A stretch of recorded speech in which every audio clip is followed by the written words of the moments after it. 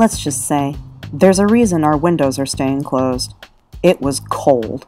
And even better, we were told it was a warm weekend for them, at a whopping 30 degrees. But for Vermont residents, of course, this is what to expect of an early spring month.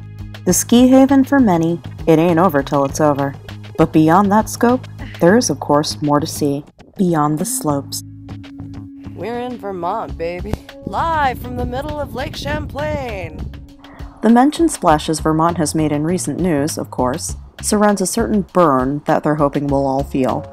But I can say with the utmost sincerity, as we were in his beloved city of Burlington, the burn we were feeling was from the cold wind whipping across our faces, something that is seemingly embraced and reveled in. There really were only so many times in my life I'd be able to stand in the middle of a giant frozen freshwater lake, even if it was partially terrifying. We're hearing a very interesting sound, quite like a dum-dum. So I think we're gonna get out of here.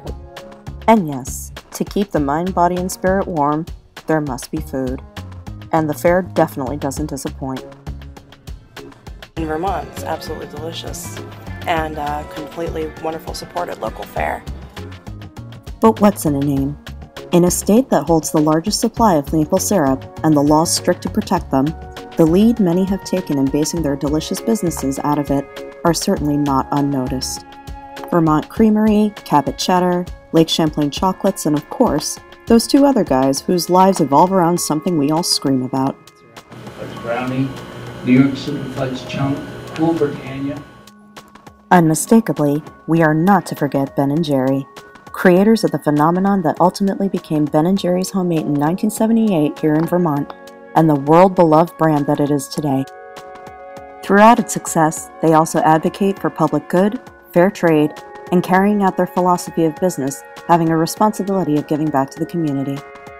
Here in Burlington, decades later, the possibilities for community businesses grow. For locals, the marks are being made within fantastic sourcing, and for tourists, it's keeping us all coming back. While the new and newish are great, there was one place we were consistently told was a favorite place to be. Everybody has told us to come to Handy's. Well, it's been around since 1945. And how long have you been coming here?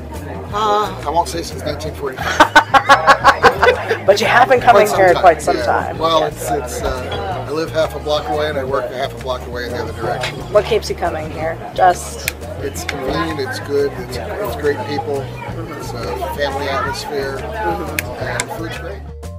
But in my personal case, man or woman can't just live on food alone. There is more to Vermont than meets the perception of the outdoors and eating. In fact, something very much cooler is going on here, and it's just the place to feed your art-making soul.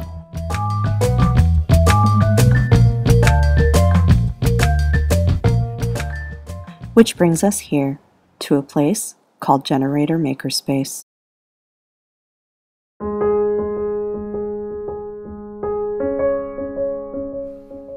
Founded in 2013, Burlington Generator became a collaborative space shared with the ultimate powerhouse of dreamers, artists, engineers, fostering an individual freedom and creativity in a playground of tech equipment and a plethora of people who support the hell out of each other's work.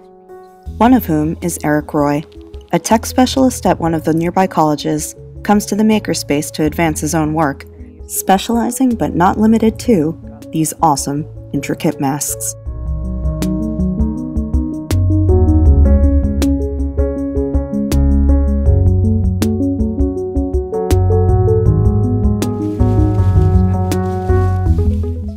What began as a pop-up shop, and with generous donations from the community, this place continues to be a beacon of what can happen when, no pun intended, folks are given the tools with which to build, not only in their work, but as a whole entity. I thought about that one too. Alright. It kind of matches your luchador mask at home, so I think that'd be cool. I think it would make like the best luchador mask ever. This definitely seems more my style. The melting face effect definitely brings it in there. I love this.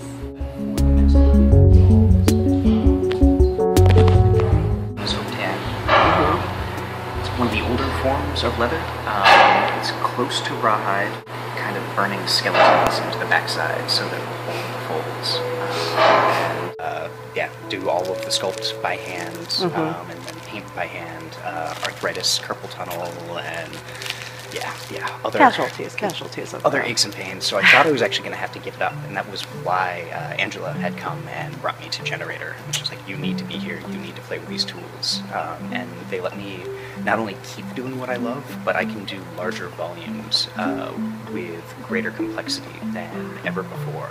I'm going much closer to the actual projects that I want to be working on, so I need to learn more about Arduino programming in order to make some animatronic thing and do what I want it to.